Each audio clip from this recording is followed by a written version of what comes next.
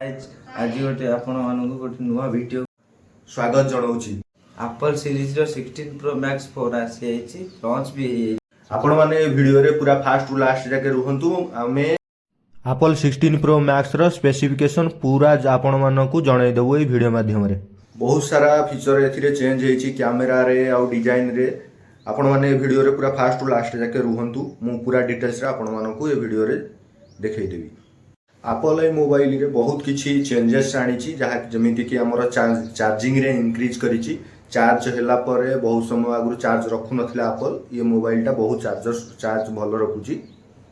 Apple एथिरे नुआ गोटे कैमरा बटन ऐड करछि आउ एआई फीचर भी किछि ऐड करछि। ताकू आमे वीडियो माध्यम रे आपनकू एक्सप्लेनेशन करैबा। चलो वर्तमान आमे मोबाइल टी को अनबॉक्सिंग करिया। एटा हमर भुवनेश्वर रु आसीछि पैकिंग हेकि रिलायंस रु। आउ आमे अनबॉक्सिंग कला परे आपण मानकू पूरा डिटेल्स बतेबो वीडियो रे।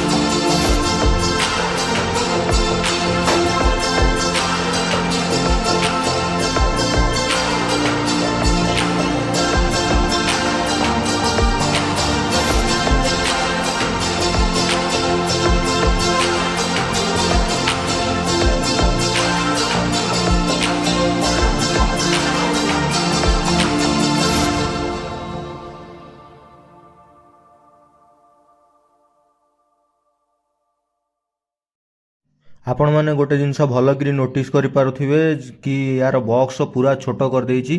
15 प्रो मैक्स ठारू बहुत छोट कर देछि बॉक्स। एबे हमर मोबाइल अनबॉक्सिंग सरी। ये होची आईफोन 16 प्रो मैक्स पूरा सेम टू सेम देखा जाउची जेमिति आईफोन 15 प्रो मैक्स देखा जाउतला सेही भली पूरा डिटो करिछि ए मॉडल टू को। किंतु टिके या कवर टा मु उठै देई तापर आपण मानकू आउ किछि भी देखैबी एथिरे। IPhone 16 pro max iPhone 15 pro max ठारू टिके जस्ट बड़ करिछि माने से टिके छोट रहइबो एठरू। ये भी iPhone 16 pro max 15 pro max रे फरक बतई पारिबेनी। बस साइज टिके बड़ रहउछि आउ वेट टिके जस्ट आउ स्लिम रहउछि। कैमरा जेमति तारे तीनटा थिला पछपटरे सेम तीन ट्रिपल कैमरा रहउछि। आउ एठी भी स्विच गोटे देइछि देखि पारथुबे आपण माने।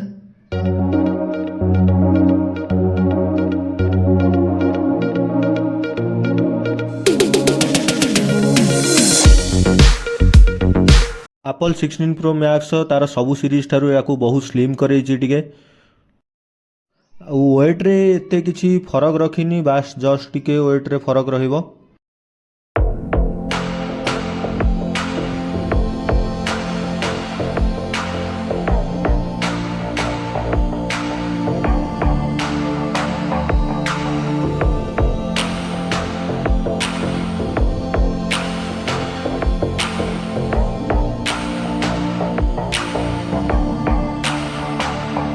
ଆଉ ଏଥିରେ ଚାର୍ଜର ଦେଇନି କିନ୍ତୁ ସି ଟାଇପ୍ ଚାର୍ଜର କେବୁଲ୍ ଦେଇଛି। ଚାର୍ଜର କିନ୍ତୁ ନାହିଁ ଏଥିରେ। ଚାର୍ଜର କିଣିବା ପାଇଁ ଆପଣଙ୍କୁ 4-5 ହଜାର ଟଙ୍କା ପୁଣି ଏକ୍ସଟ୍ରା ଖର୍ଚ୍ଚ କରିବାକୁ ପଡ଼ିବ। ଏଇଟା ଭଲକରି ମନେ ରଖିଥିବେ ଆଇଫୋନ୍ 16 ପ୍ରୋ ମ୍ୟାକ୍ସ କିଣିବେ ଯଦି। ବର୍ତ୍ତମାନ ମୁଁ ଆପଣମାନଙ୍କୁ ଦୁଇଟା ମୋବାଇଲ ଦେଖେଇବି। ଏଇଟା ଆଇଫୋନ୍ 15 ପ୍ରୋ ମ୍ୟାକ୍ସ, ଏଇଟା ଆଇଫୋନ୍ 16 ପ୍ରୋ ମ୍ୟାକ୍ସ। ଆପଣମାନେ ଦୁଇଟା ଯାକ ଦେଖିକିରି ଜାଣିପାରୁଥିବେ କିଛି ବି ଫରକ ନାହିଁ, କିଛି ବି ଟିକେ ଫରକ ନାହିଁ। କିନ୍ତୁ ମାନେ ଆପଲ୍ ଲୁଟିଆରେ ଲାଗିଛି ଏଇ ଟାଇପ୍ର ଅନ୍ୟ ସିରିଜ୍ ବାହାର କରିକିରି।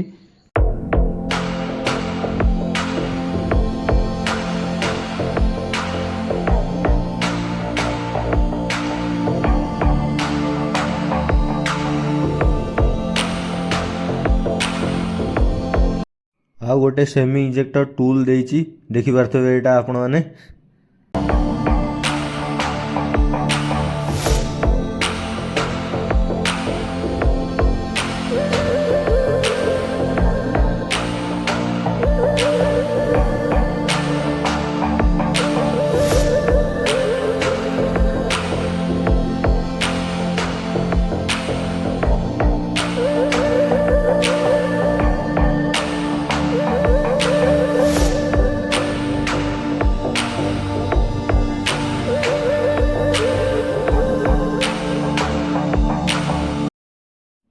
ଏଇଟା ଆମର ଏଠି ଭଲ୍ୟୁମ୍ ବଟମ୍ ରହିଛି, ଆଉ ଏଠି ଆମର ଚାର୍ଜିଂ ପାଇଁ ଅପସନ୍ ଦେଇଛି।